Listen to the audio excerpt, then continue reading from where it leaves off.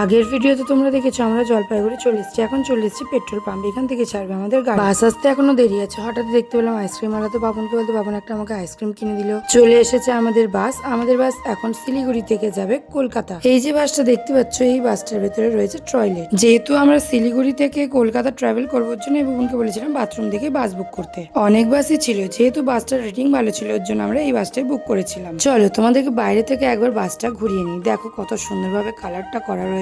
এই বাসটা দেখে তোমাদেরকে কোন খেলোয়াড়ের টিমের কথা মনে পড়ছে বলো তো? বাসটা তো তোমাদের দেখিয়ে দিলাম, চলো এবার ভেতরে যাই। ভেতরে ঢুকতে দেখলাম পাশে রয়েছে খাবার। যেহেতু আমরা গেছিলাম 4 জন, তার জন্য আমরা নিয়েছিলাম 4টি সিট, ওপরে দুটো নিচে দুটো। উপরের সিটগুলো ছিল পুরো এইরকম খুবই প্রেসফুল ছিল, নিচের সিটগুলো খুবই ভালো ছিল। নিচে বসলে যে তোমার মাথা উপরে ঠেকে যাবে ওরকম কোনো ব্যাপারে ছিল না, খুব ভালোভাবে তুমি বসে যেতে পারো। এক পাশে ছিল তোমাদের 4টি সিট, এক পাশে ছিল তোমাদের 2 সিট, মানে দুটো দুটো করে এক পাশে আর একটা একটা করে আর এক পাশে। এই বাসটা বলতে গেলে লাস্টে 2টো সিট বাদ দিয়ে পুরো বাসটা ভর্তিই ছিল। চলো এবার তোমাদেরকে বাসটা ঘুরিয়ে নিয়ে আসি। দেখো তোমাদেরকে আমি প্রথমেই দেখালাম ওই যে সোজা দেখতে পাচ্ছ ওটা হচ্ছে টয়লেট। বাসের ভেতরে ক্যামেরাও ছিল। যেহেতু বাসে উঠেছি অনেকক্ষণে টাইম কাটছিল না, তাই আমরা সবাই মিলে লুডো খেলছিলাম। আমি তো এখানে ফার্স্ট উঠে গেছিলাম। খেলা হচ্ছিল বুবন আর মনোজের সাথে। এখানে তো মনোজ পুটেরারি ছিল আর বুবন ছিল 4 নম্বরে। কেউ তো উঠছিল না, লাস্টে দেখলাম মনোজই উঠে গেল।